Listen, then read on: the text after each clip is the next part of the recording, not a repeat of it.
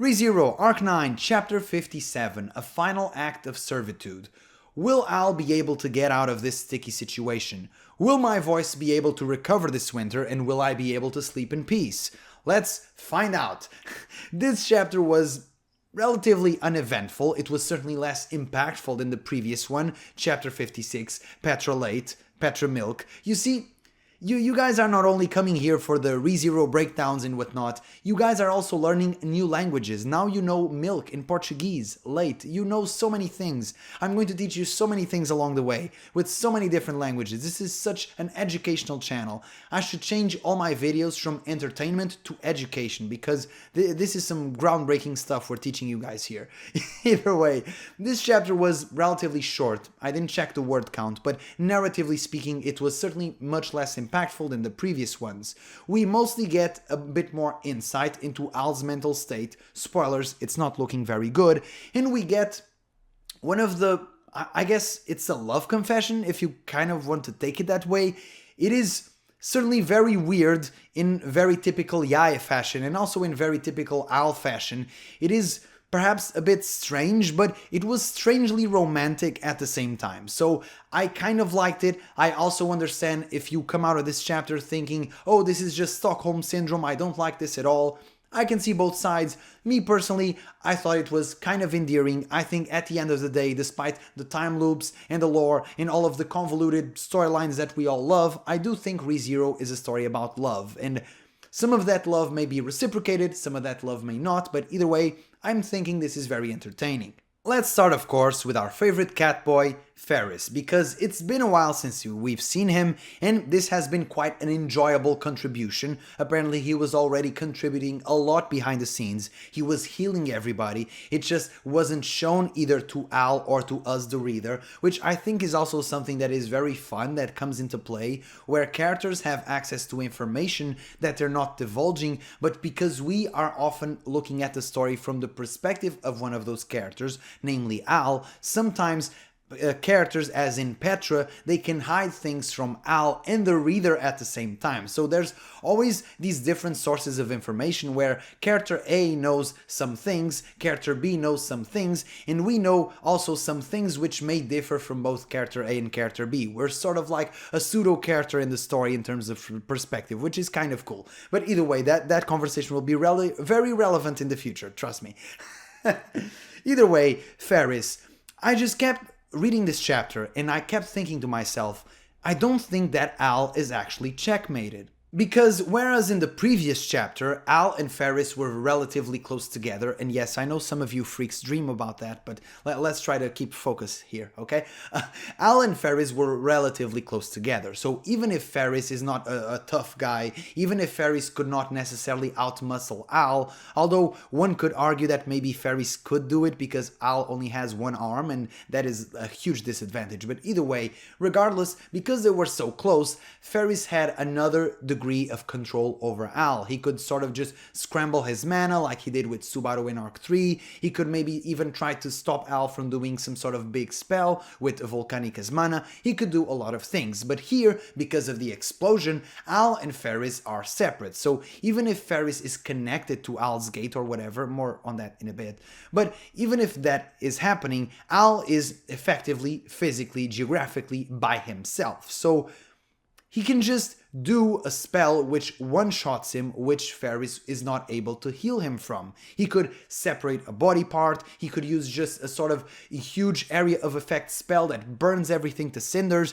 He could do like a lot of avenues to get out of this situation, especially with the big spells that he has in his repertoire. I think this is French, I don't know. Do not trust my French pronunciation. Either way, he has a lot of spells that he learned from Echidna, and so I kept thinking to myself, I don't think that Al is as screwed as he thinks he is. But it does make sense in story because Al's thought process is completely jumbled. So it does make sense that he thinks that he's trapped.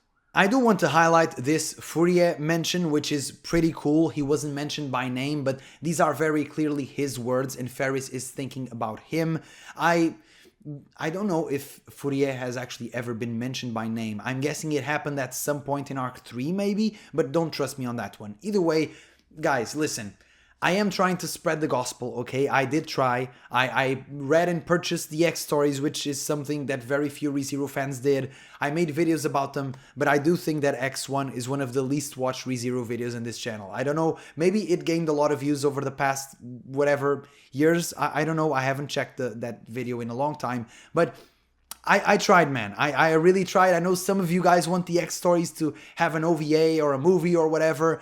Personally, I really don't think it's happening, unfortunately, but I'm trying my best, okay? I'm trying my best to spread the gospel. Either way, I really enjoy Ferris's inclusion into Arc 9. I do think his introduction makes sense. They sort of show that Ferris wasn't too convinced with helping out this situation because in many ways, he's not cowardly, but he's painfully aware of his own limitations. He's not a combatant. He's not going to go up to Al and punch him in the face, although that would probably be pretty funny. But that's not going to happen. But his specific skill set is very useful against specific opponents, namely opponents whose surname is Natsuki. And so Ferris is obviously very useful. I'm very happy to have him here. And I do think that despite his initial hesitation, his motivations are pretty clear and pretty obvious, even if they hadn't shown us in the flashback. Once he saw that Ram had her memories back, then obviously he wants to do the same for Crusch. So this inclusion makes total sense. I do like his introduction a lot. The whole thing with him being connected to Al's mana doesn't make a ton of sense to me. I thought that happened in Arc 3 with Subaru because he actually actively healed his gate, and so he had this sort of connection which he could then use to scramble his mana when he was possessed by Betelgeuse. Here, I'm not totally sold on the sort of remote healing that he's doing, but sure, it makes sense, I guess. And the fact that he is also getting mana from Al, who's getting mana from Volcanica, also makes sense as to why this is an endurance battle that Al cannot win. Ferris can just infinitely heal him, and there's nothing he can do about it. Except one-shot himself to the point where he can't be healed. But the guy's going through a rough time, okay, people, just cut him a break, okay, cut him a break. This chapter was deliciously sad for Al, and I actually have to give props to the author once again, because Arc 9 really takes it to the next level, where you are sort of empathizing and feeling for and sort of rooting for both sides at the same time. Previous chapter, I was the #1 Petra fan in the world. I was like, yes, you go girl, you beat that stupid helmet bastard. In this chapter, I'm like, damn man, this is kind of sad. You're making me sad now. Just come on, Al. Just stand up for yourself, buddy. You can do it. Believe in yourself. I do think that all of the self-deprecation, all the trauma, all the emotional issues that Al has and has had up until this point have just come crashing down, and it really goes to show just how much dependency on an authority can break a person, and on various levels. And I'm not even talking about just a person's soul becoming eroded, like we sort of start seeing with Subaru, where he starts hearing the voices of Betelgeuse and Regulus inside him, which is just terrifying. If I heard Regulus's voice inside me, just with that annoying Anosa, just no. At that point, we gotta reset. We gotta go back, guys. Okay, I don't want that for me. Either way, the thing about Al is that he has actually become so dependent on his authority that living in the real present time, living in the moment, like the gurus say, is just so terrifying for him, because he actually has to have the courage to step forward and make a decision without knowing what's coming next. So Al is for the first time living as everybody else, besides Subaru, I guess. But he's for the first time living without knowing what the future is bringing. And that is just so terrifying to him. And he's having a full-on mental breakdown. You can see just how desperate he is in his voice, in his narrative, in his inner thoughts. And like I mentioned, if he actually just stood still, calmed himself down, and actually thought for a moment, I don't even think he's that screwed. I do think he could reset here with a variety of ways, but he just can't even see that because he's just so nervous. Al can't use the bug feature of his authority anymore, which means he can't just mind break Ferris and everyone else around him. Because like I mentioned in the previous video, I do think that if Al could somehow use the aggressor mode on everyone else except Petra, and it was just a 1v1 between him and Petra, even with her authority of compressing things, I don't think that the Witch of Tristitia could do a lot against Al. At the end of the day, physically speaking, she's just a young teenage girl. Al would just slap her around and just move on with his life. But either way, he can't do that to Ferris, and so he is completely screwed and has to resort to just begging Roy for help, which the moment you are begging an archbishop, especially of gluttony, for help, you know you are completely doomed.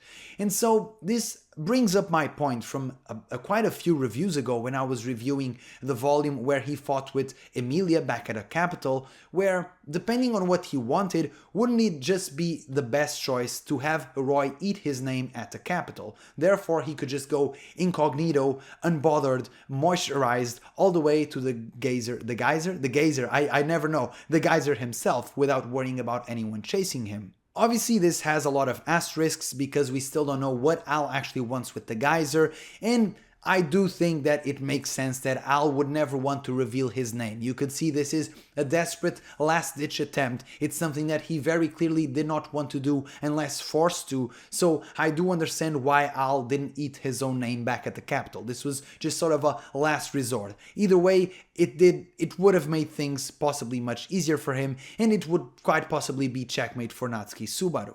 In the middle of all this chaos, there is a glimpse of hope that Al can maybe meet up with Roy, but then he is stopped not by his enemies, but by his allies. He is stopped by Yae, and this is one of the most bizarre, in context, love confessions that I've ever seen in a fictional series, but it works for me. I think it's perfect for the depraved relationship that these two have, and it's just so poetic that Al, in the end, was stopped not by his enemies that he was fighting against, but by the one he thought that he broke mentally, that he broke spiritually.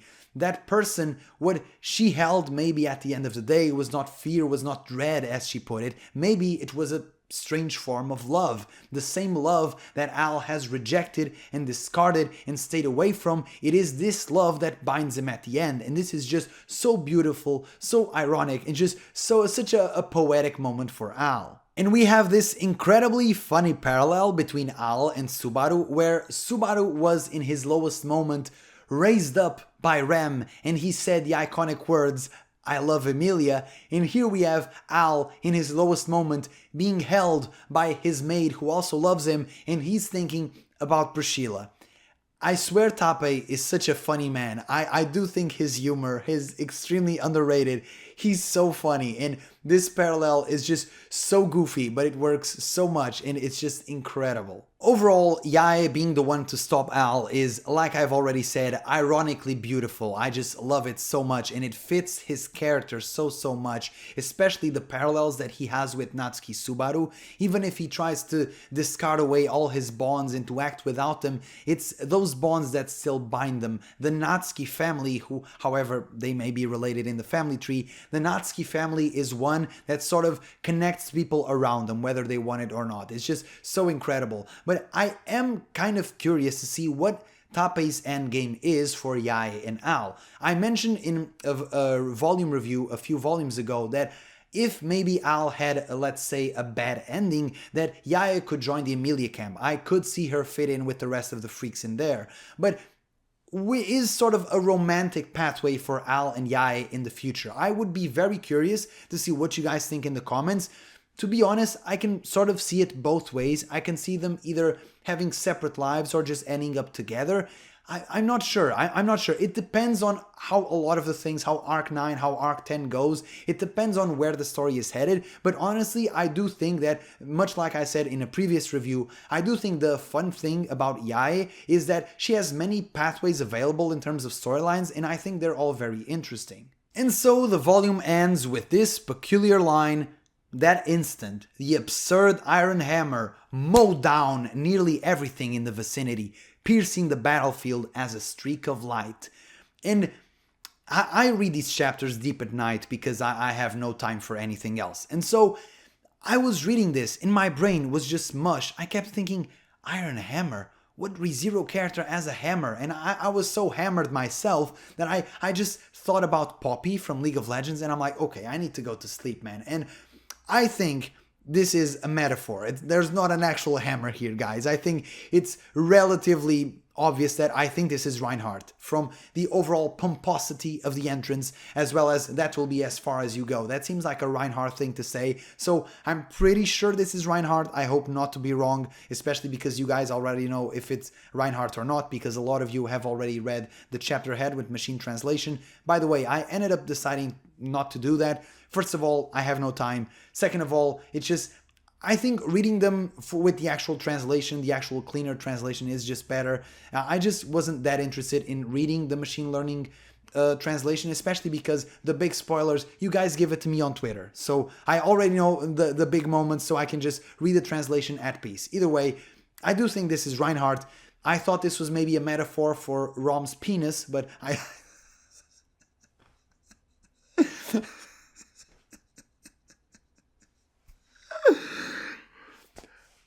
Let's move on. Emilia's back. Once again, she is many things, but she is also one of the biggest dogs in the entire series. Ferris just patched her up and she's like, okay, I'm ready to go. I don't even need my coffee. I'm just ready to go to work. And she's just freezing large amounts of water, trying to sort of save Al but trap him at the same time.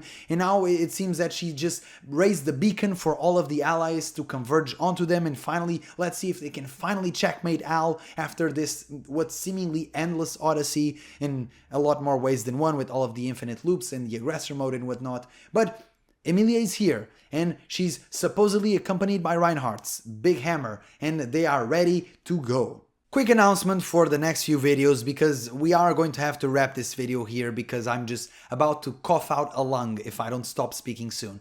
Either way, for the next few chapters, as some of you guys know, I think Tappei released them pretty much all in the same day or very close to each other. And there is something that I already know is going to happen that I do want to talk about and give it time and properly address it. So if the next chapter doesn't have all of what I expect it to have, and if I don't see there's enough juice in there for an individual review, I will bundle up chapters together and talk about them at the same time in the same video. So just so you're warned, I'm going to be out this weekend, so I really wanted to make this one just so I wasn't too long without making videos for you guys.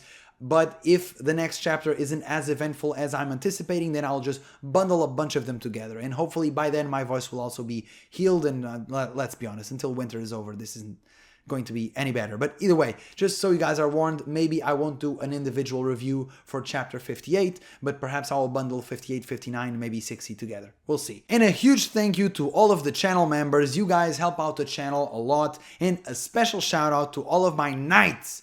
Sia Astrea, DSPGFJ, and Asimx, thank you so much for the membership and the support. And as always, leave your thoughts on this chapter in the comment section below. Like, subscribe, and I'll see you guys in the next one. Ciao!